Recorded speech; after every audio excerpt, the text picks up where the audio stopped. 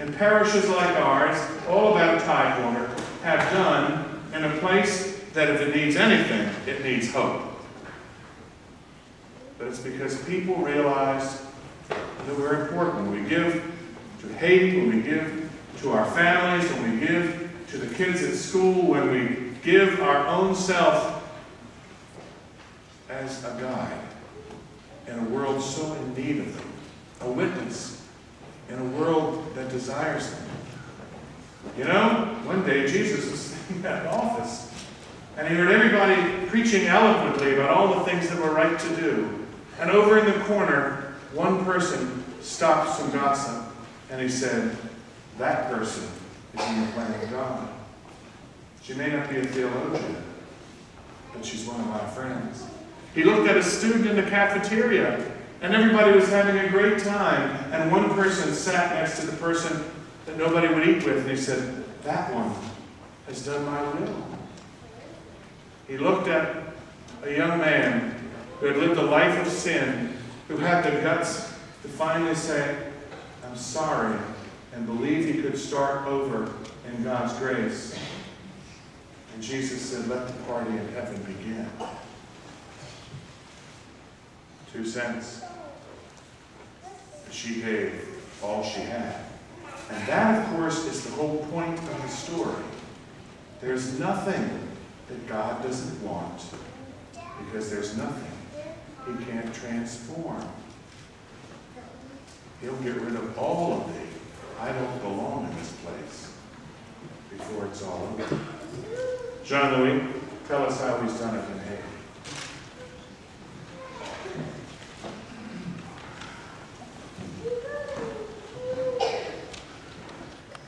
Good evening, everyone. Good evening.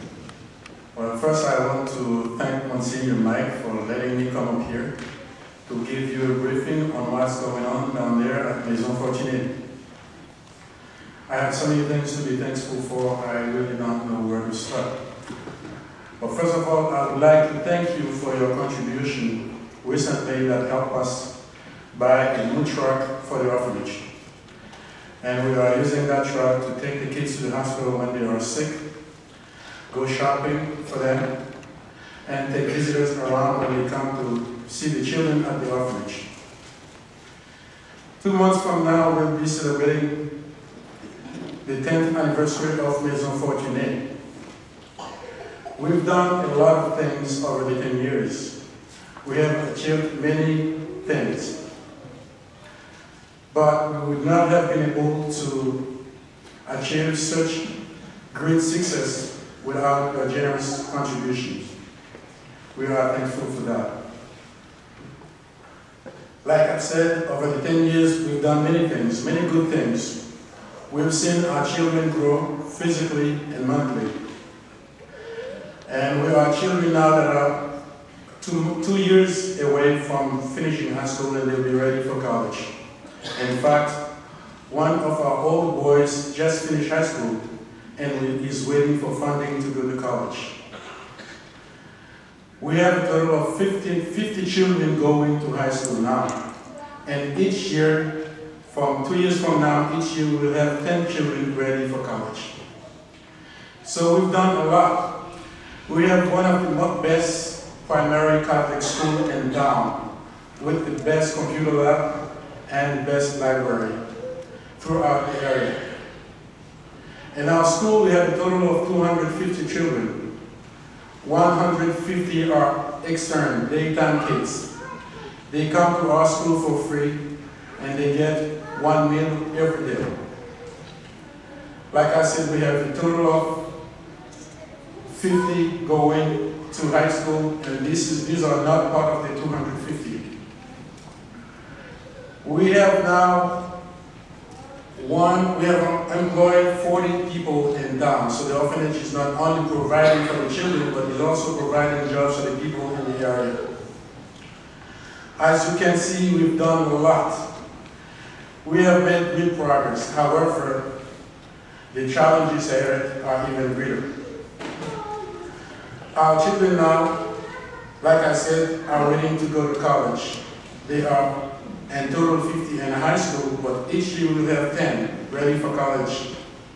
Of course, not all of them will make it to college. Some of them are not bright enough to go that far.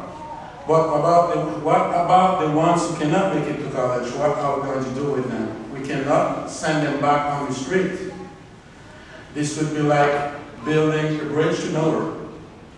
So we want to give them a skill before they go out and be on their own. So what we want to do for the ones who cannot make it to college is build a trade school at the orphanage, and for which we don't know where we can find funds to do that now. We also have to build a well for all the boys' dormitory. They had one, but just collapsed. Our children are eating in one small area right now, which can hold about 75 kids. But remember, including daytime and 10 kids, we have a total of 300.